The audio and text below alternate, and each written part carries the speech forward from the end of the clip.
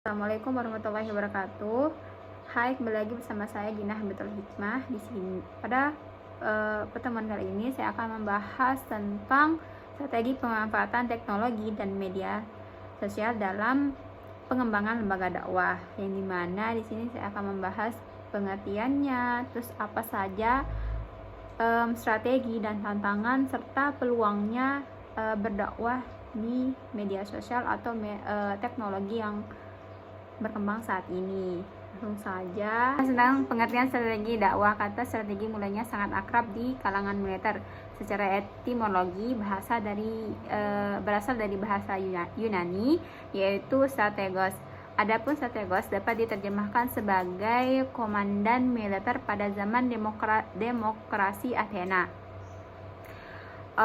Strategi dipakai dalam perspektif militer sejak zaman kejayaan Yunani Romawi sampai masa industrialisasi. Kemudian kata strategi ini meluas ke berbagai aspek kegiatan masyarakat, termasuk dalam bidang komunikasi dan dakwah. Hal tersebut sangat penting karena dakwah bertujuan melakukan perubahan terencana dalam masyarakat yang berlangsung lebih 1000 tahun lamanya. Nah, itu saja. Selanjutnya saya akan membahas pengembangan dakwah melalui media internet. Internet adalah jaringan kerja global. Internasional berarti global atau seluruh dunia. Sementara hubungan berarti hubungan komunikasi dan jaringan berarti jaringan.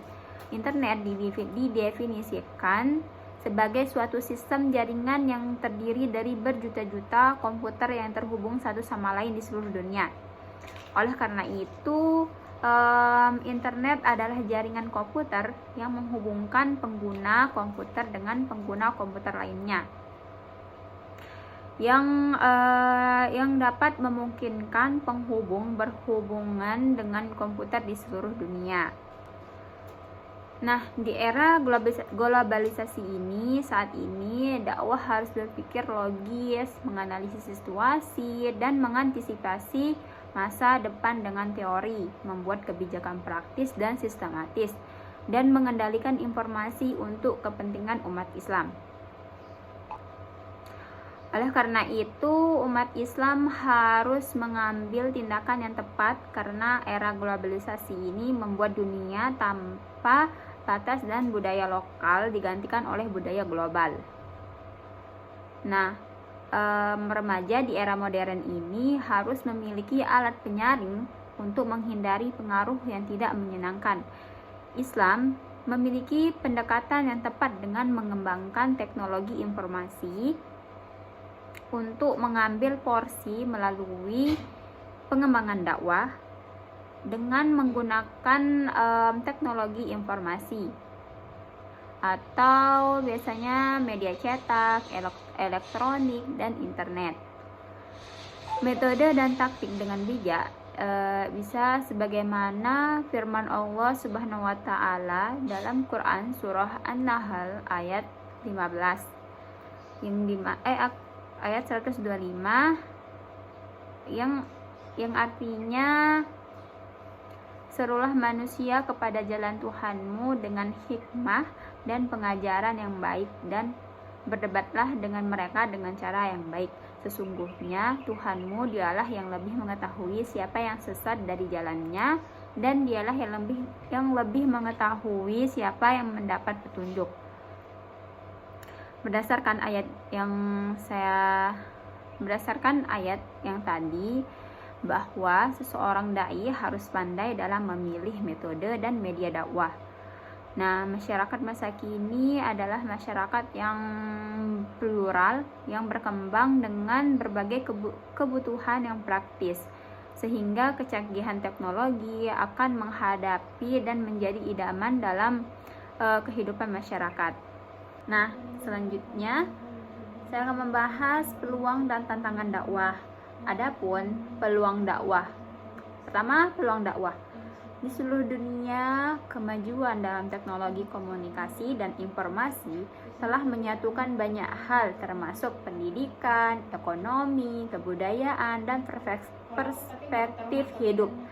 Bagi umat Islam, era globalisasi membawa tantangan dalam harapan yang cukup rumit. Ada efek negatif dari globalisasi, tetapi juga ada harapan untuk kebangkitan agama, karena agama akan digunakan sesuai alternatif bagi manusia untuk mempertahankan identitas kemanusiaannya.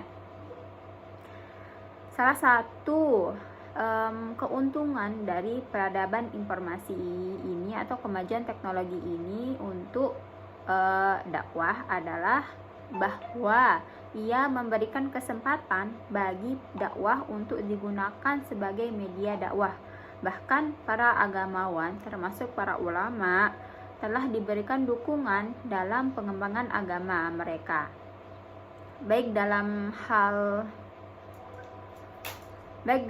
struktur dan kelembagaan maupun dalam hal meningkatkan ajaran mereka.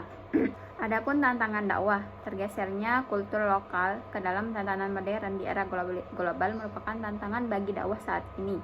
Dengan kemajuan teknologi, fasilitas menjadi lebih luas dan ruang gerak menjadi sempit karena semuanya diawasi oleh mesin monitor. Dengan duduk di dalam kamar, Anda dapat menikmati makanan ringan dan dapat mengakses dunia melalui internet atau TV berparabola. Oleh karena itu, memiliki kemampuan untuk tidak mengeluarkan biaya yang signifikan untuk memantau semua perubahan yang terjadi di belahan dunia sana. Namun tidak jarang manusia berada di ambang kehancuran karena teknologi yang tidak digunakan dengan baik dan benar.